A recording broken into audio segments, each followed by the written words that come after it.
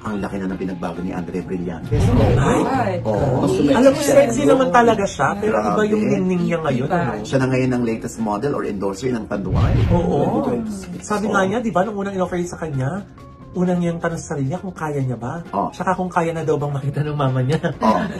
Ganun siya kasi. Sexy naman talaga si Andrea. Ay, oo, alam mo, gusto kahit, ko. kahit yan ay hindi biniyayaan ng height, apaka-sexy, hindi nakakasawa ang mukha ng batang yan. Ang dami na yung naloka dun sa outfit niya.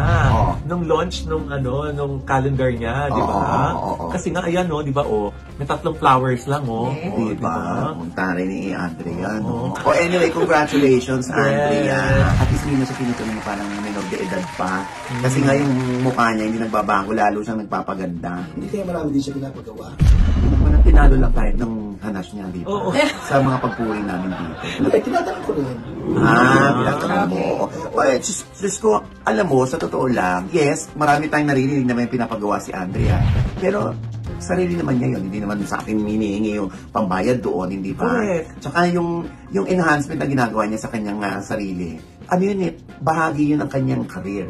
Bahagi ng kanyang, yung progress niya sa kanyang pag-artista. Hayaan natin siya. Ang importante lang naman at bilhin natin dyan sa lahat huwag sa sobra. Kasi imagine mo yung mga dating stars ng Hollywood, di ba? Apakagaganda ng mga bata sila. Tapos, nung magsipagtanda na, grabe, di ba? Parang sa sobrang dami ng pinagagawa, siningil sila. Pero si Andrea naman kasi, gaya ni Kiray Celis, sila yung mga sinasabi natin na yung mga artistang lumaki sa paningin natin di ba?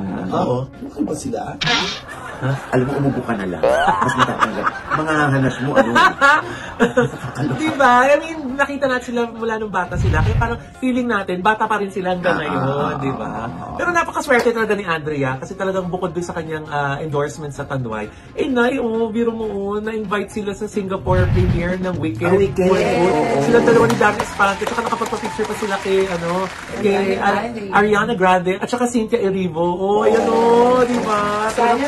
Tuwan-tuwa din si Andrea. Parang ano mo yun, parang childlike, di ba? Childhood dream niya yan. At natupad kaya parang siyang bata na talagang super excited, di ba? At buti hindi nga siya sinugaban ng isang fan na gate crusher. Ay, grabe nga. Gate crusher, di ba? Ariana.